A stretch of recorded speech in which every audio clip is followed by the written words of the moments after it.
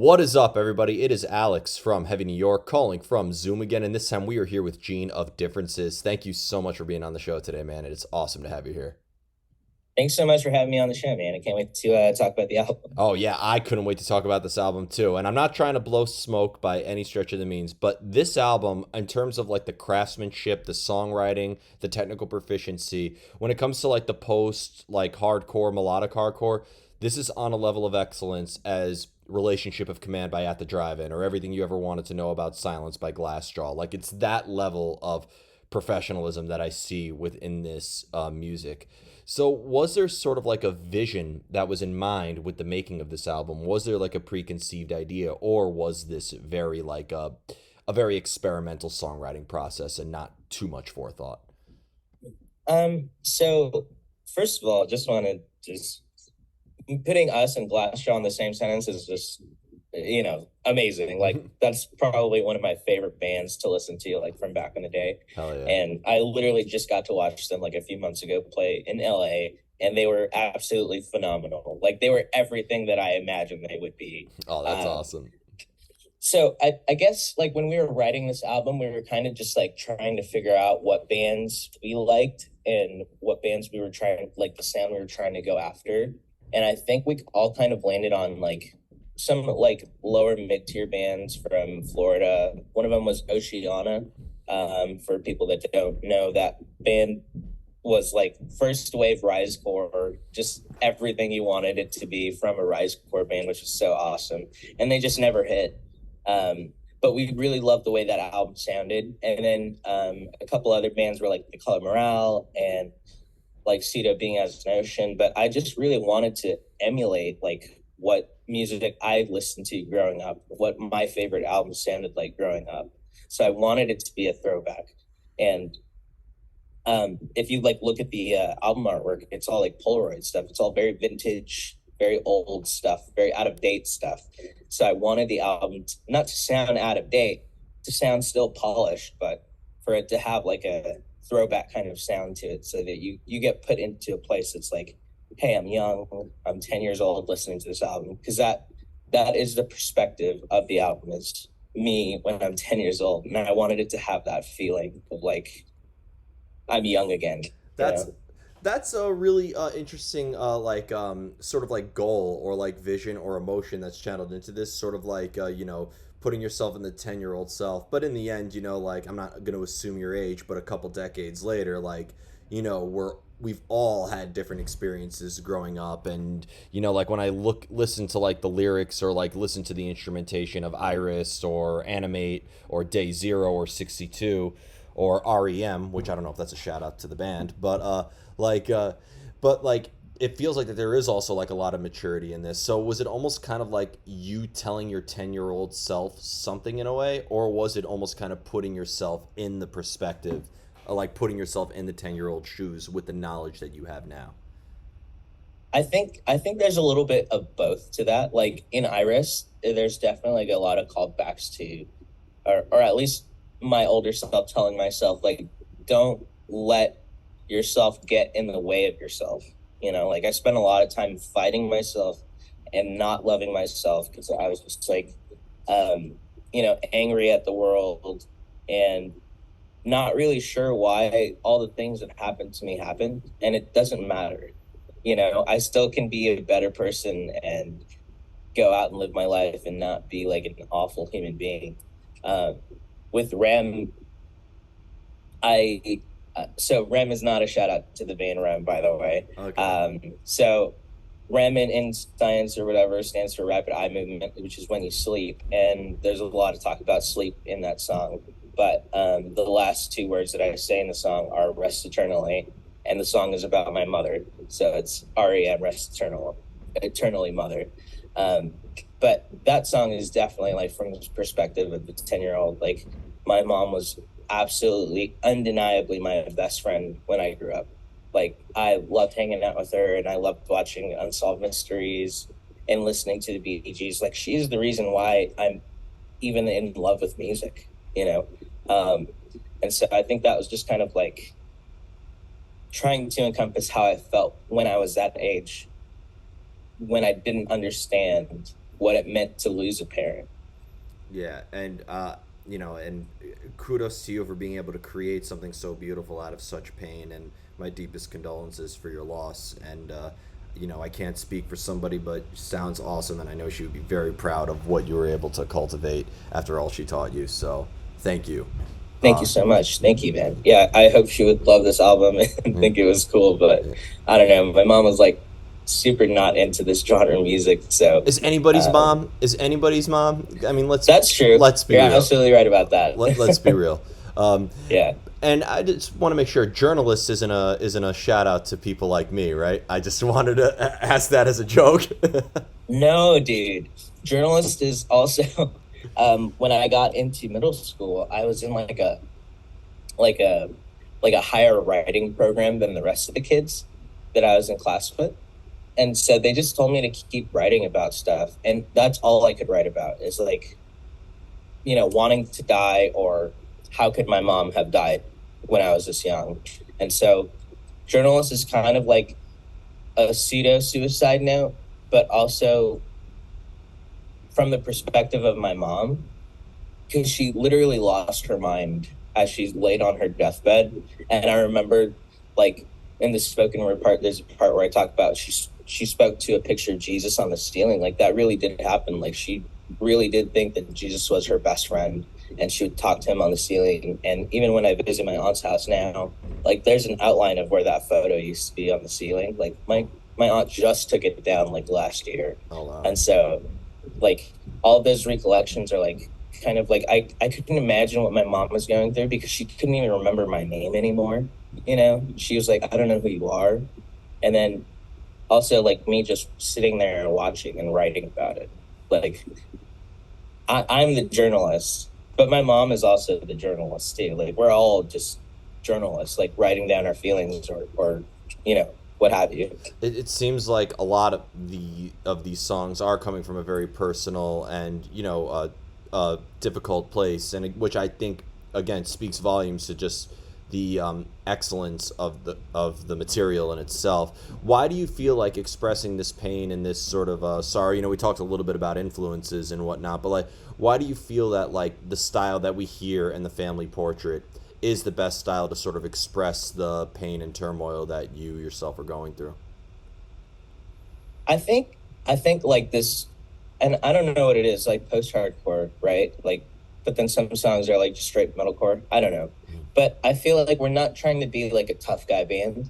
So there's no preconceived notion of like, oh, I'm so tough, I'm invulnerable, right? I can't get hurt. Like, I am outwardly expressing that I am hurt, and therefore, like, the music kind of reflects that. Like, I'm okay with letting people know that I'm damaged goods, if you will. And like, all of the music that I listened to when growing up, like, had that kind of feeling to it. Like, it wasn't ever trying to be tough. It was just like, yo, I'm just like literally yelling for someone to please listen to me through this music. And so I feel like I wanted, again, make a throwback to all the music that I grew up listening to, like Chiodos and Old Escape to Fate and stuff like that. Like, it wasn't ever tough guy stuff, but tough guys listened to it and they're just like, yeah, I don't know, I like this kind of music too. Yeah, no, like I've showed My Chemical Romance to a bunch of like, I'm from New York City, like the hardcore capital of the world. So like, Yeah. I'm at Madball and Agnostic Front and Sick of It All shows, and like people are like, yeah, this Black Parade, it's actually pretty good. Yeah, so It's funny watching those like tough guys like admit that they listen to that kind of stuff, because I honestly don't care. Like, I love Madball and Terror and Jabalba and all those bands, but I can't listen to only that. Yeah, no. Like, it would be jarring just to listen to hardcore bands all the time. you would get sick of it real quick. Like, Yeah. and from what you're describing to me about this album, I mean this is a compliment, so do forgive me, but I rewatched Some Kind of Monster from Metallica fairly recently, and James Hetfield mentioned like Anger with Saint Anger coming out the wrong way, like sideways, and not in a healthy way. I feel like that the family portrait is almost Saint Anger if that anger came out the right way. You know what I mean? I'll take that. Yeah. I'll take that. Your That's snare awesome. sound is significantly better. Let me. I hope so, man, because Austin Keep worked really hard on that. Yeah. So Yeah. So I'm not comparing it to Saint Anger in its sound, but in its concept. That so I sure, think it has yeah, that sort of like sort of aura surrounding it. right. I appreciate it. Thank you. Yeah.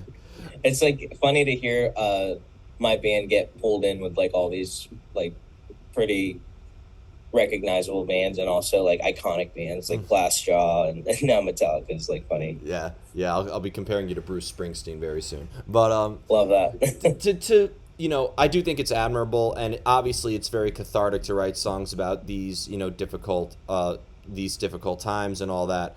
But to also confront that and sort of revisit that trauma or that turmoil, does that also make the songwriting process? Could that sometimes make it almost counterintuitive? Could it almost make it deteriorating more so than it could be cathartic?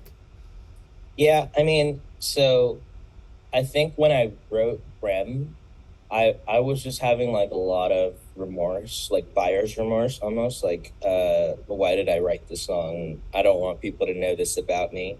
And then so when Austin Keep sent back the mixes, I had listened to it once and I was just bawling, like just a mess. And I was like, yeah, I can never listen to this song again. Like it's just absolutely ruined.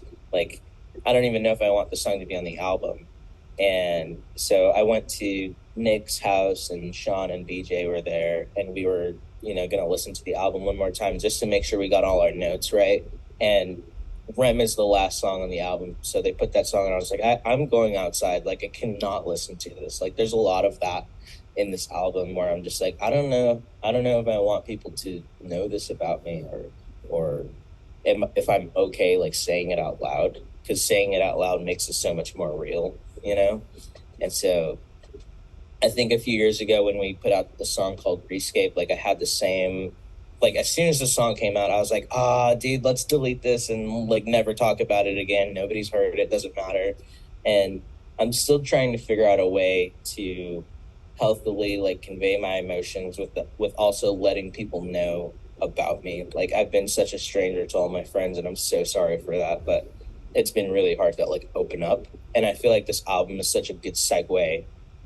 Just over like the weekend at our CD release show, like I had so many friends come up to me and just talk about the loss of their parent, and it's been amazing to be able to connect with them on something deeper than just like, oh, we go to the same shows or we drink the same coffee. Yeah. I mean, it's one of those things too where like no matter, we all suffer losses. I mean, it's inevitable. Like you can't avoid that. Those that we care about are gonna pass, but it doesn't, for me, like, and this goes for everybody, it's not like that makes it easier. You know what I mean? Right. Like, so I think to be able to express this through music, I think it's almost like it's obviously telling people that they're not alone in a way, but I think it's also being true. Like there is some brutal honesty that I think needs to be expressed through loss that I think will help sort of heal. And I think that with the sonic aggression that's demonstrated on here, you achieve the brutal honesty that goes along with it.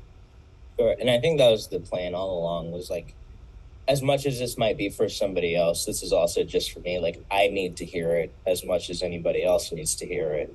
And like I need to just accept the truth and move on with my stuff. Like it's been so hard to like try and find like a music that like perfectly encapsulates me. So I had to write it, if that makes sense. Definitely. Sometimes we don't have a choice. That's why we're artists. Artists sometimes say things that they can't say through words. Right. I don't think it's any coincidence that many artists have had some trouble either with reading or speaking or writing or something like that. Yeah. And in addition, and correct me if I'm wrong, but you also had the EP out, Deaf Perception. Did that at all have any relationship to the family portrait in a way? Or was that, being that was sort of like a debut, that was just like sort of testing the waters more or less? Yeah, I think we were like just testing the waters with that one.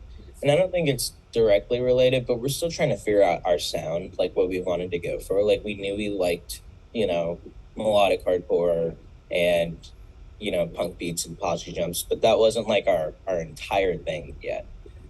So when we started writing the family portrait, we were just like, we can use elements from what we got in Depth Perception and bring that over here. And so right now the band is me, Shanza, Nicholas, and BJ. When we wrote Depth Perception, my buddy Marcos was still in the band, my buddy Sean was still in the band, and my buddy Jordan was still in the band. Jordan still helped us write quite a bit of this album, The Family Portrait, and Marcus also still helped write quite a bit of this album. So I think we were all still like super young when we wrote that, and now we're just like kind of getting into our late 20s, early 30s, like really nailing down and figuring out what we want to sound like. So is that EP gonna go the same way, like that kind of look like the album cover of that EP, where you just burn it? Yeah, probably. I'll be requesting, if you ever play in New York, I'll make sure to be requesting deep cuts. Play People in Need. Play 2 a.m. Play. Yeah, 2 a.m. is like kind of the sleeper banger. Like I love playing that song. And my buddy Jordan, a different Jordan from the Jordan that helped us write, he was filling in on drums this weekend, and the entire weekend he was like, "Yo, can we please play 2 a.m. please?"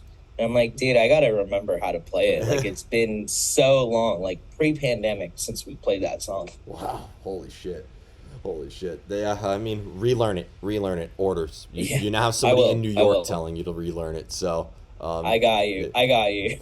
Now, you mentioned this word, and I love asking about this despite it being kind of silly, but post-hardcore, post-rock, post-black metal. I've heard that word in many different genres. What does that word post mean?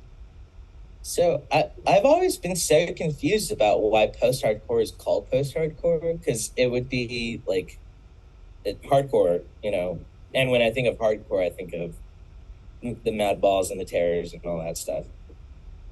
But post-hardcore, I'm just like Escape the Fate, Chiodos. Like these bands are not even directly related to what would be a hardcore band. Yeah. So I never know why it was called that. I mean, post-hardcore bands are usually used to refer to bands like At the Drive-In or Poison the Well, right. Quicksand, Glassjaw. Which is like pseudo, like I guess hardcore, but still not really like in that vein.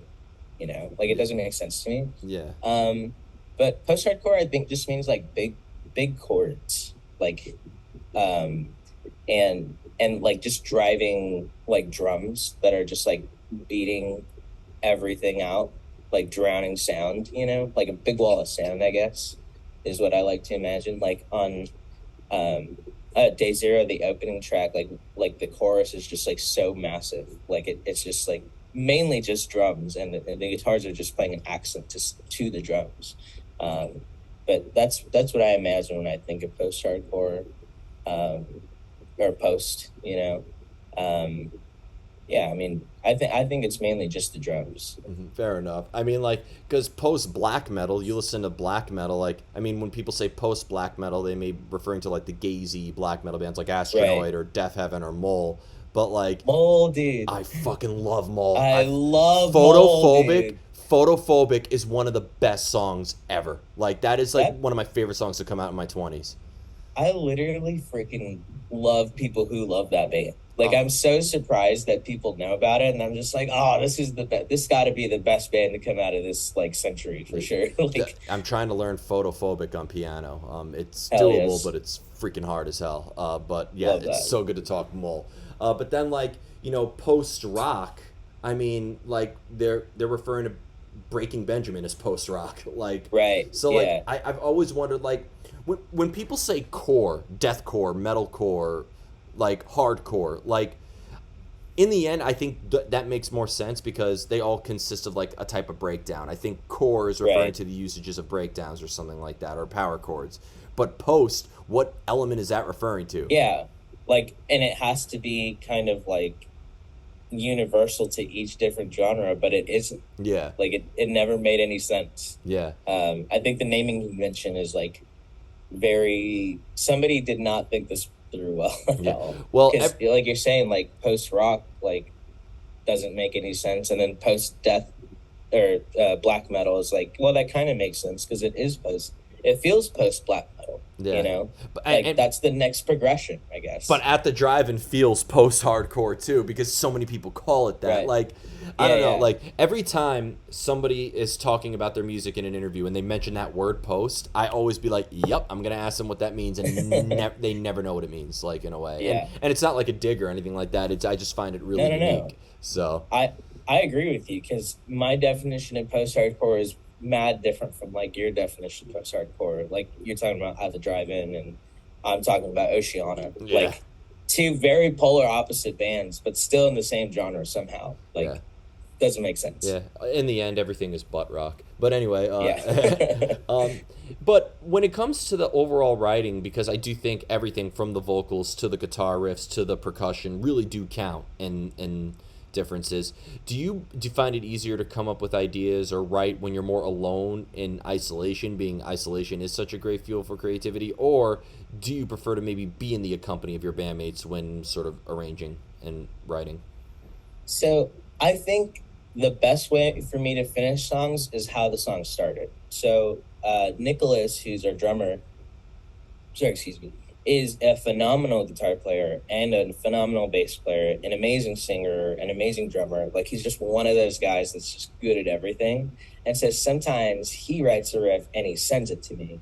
And then I'm just like, okay, I want to go hang out with you and see where your brain's at. Because the way that I write lyrics most of the time is I'll start the song and I'll just get a feeling of what the song is trying to say and then go from there. Like generally the working title of the song ends up being the actual name of the song. Uh, just because I feel like the energy from the song and I just want to write to that. So if Nicholas starts a song, I want him to finish that song and I'll help him and I'll play whatever. But I generally want him to finish. But 9 times out of 10, I'd say I'm alone in my bedroom right here, writing music at 4 in the morning, annoying my neighbors.